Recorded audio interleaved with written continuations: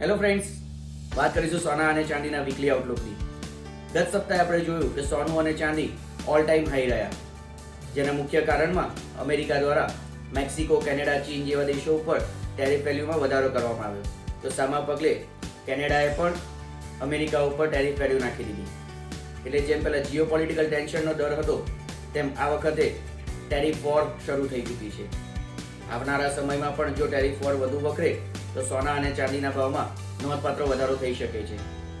પાછલા સપ્તાહમાં ભારતીય બજારમાં બજેટના કારણે સોનાના ભાવ 86,000 ઉપર સપાટી વટાવી ચૂક્યા હતા, જે પાછળથી 85,000ના મથાળે બંધ રહ્યા. આવનારા સપ્તાહની વાત કરીએ તો સોના અને ચાંદીમાં ખૂબ જ મોટી વોલેટિલિટી આવી શકે તેમ છે.